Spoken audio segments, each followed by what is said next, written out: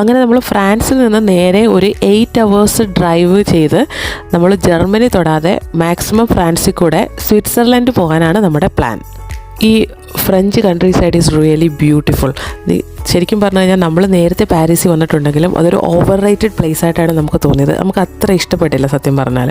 പക്ഷേ ഇന്നിപ്പോൾ ഈ കൺട്രി സൈഡിൽ കൂടെ നമ്മൾ ട്രാവൽ ചെയ്യുമ്പോൾ ഈ റേപ്പ് സീഡൊക്കെ ഇങ്ങനെ പൂത്ത് നിൽക്കുന്ന പാടങ്ങൾ, ഇങ്ങനെ കാർപ്പറ്റ് പോലെ ഉള്ള പാടങ്ങൾ, ഇങ്ങനെ എത്ര കിലോമീറ്ററുകളാണെന്നറിയാം. എന്ത് ബ്യൂട്ടിഫുള്ളാണ് കാണാനെന്നറിയാമോ. പിന്നെ ക്ലൈമറ്റ് എന്ന് പറഞ്ഞു കഴിഞ്ഞാൽ അമേസിങ് ക്ലൈമറ്റ് ആയിരുന്നു. ഒരു 24-25 ഡിഗ്രി ചൂടുണ്ടായിരുന്നു ഇന്നലെ. അങ്ങനെ ഒരു നല്ലൊരു സമ്മർ ഫീലിംഗ് ആയിരുന്നു നമുക്ക്. പിള്ളേരുമായിട്ടൊക്കെ ട്രാവൽ ചെയ്യുന്നതല്ലേ, അപ്പോൾ അതുകൊണ്ട് നമ്മൾ ഇടയ്ക്കിടയ്ക്കൊക്കെ ഇറങ്ങി റെസ്റ്റ് എടുത്തും പിന്നെ ഇങ്ങനെ ഫോട്ടോ ഒക്കെ എടുത്തും ഒരു 7-8 മണിക്കൂർ കൊണ്ട് എത്തേണ്ട സ്വിറ്റ്സർലൻഡ് നമ്മൾ ഏകദേശം 10-11 മണിക്കൂറായി എത്തിയപ്പോൾ.